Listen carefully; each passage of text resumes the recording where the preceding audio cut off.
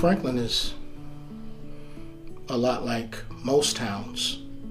And I'm not here to pick on Franklin. I'm just telling the truth that a lot of people don't want to talk about or say.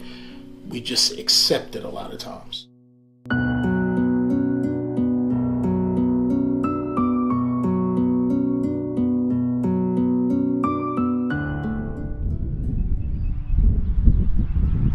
But the Bible lets us know, to the poor, we ought to become poor. To the Jew, we ought to become like a Jew. To a Gentile, we ought to incarnate and become, because God became man to save sinful men. And if I'm going to walk as he walked, I need to incarnate where hurting people are and not just hang out with a bunch of wealthy, rich, well-to-do folks. That ain't Jesus. The African American community continues to get smaller. The Latino community is relegated to a certain part of the city, or certain parts of the city, certain boroughs. We're better than that, at least I hope we are, to be more intentional, to be more inclusive and empowering, but it won't happen unless somebody begins to call attention to what's going on. The statue, as it's there, wherever you are, it looks like it's always looking at you. I wondered why it was there. I just didn't understand why this statue was there, in the sense that it's representing the Civil War, and the Civil War to me represented slavery, and that was something that to me just felt overpowering.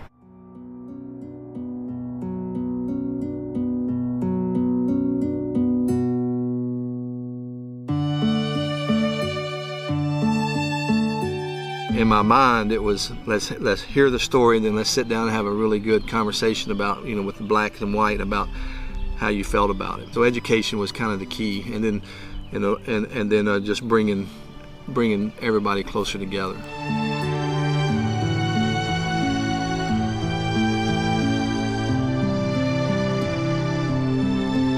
We're going to look back on South Carolina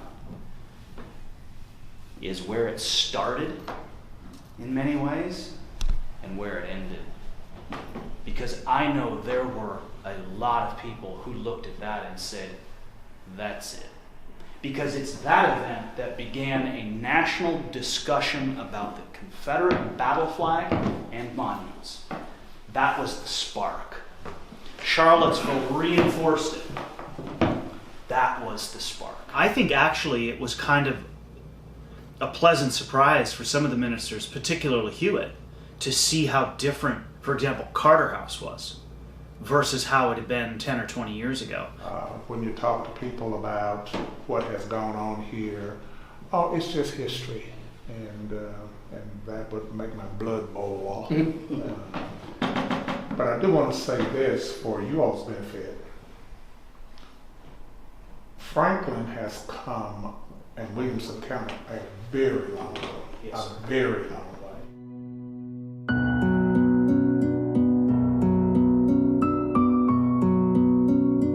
But again, it comes back to our project. What we're trying to do is we're trying to tell a fuller story, and tell stories that normally get left out by the mainstream and by those who've been in control of the narrative for so long.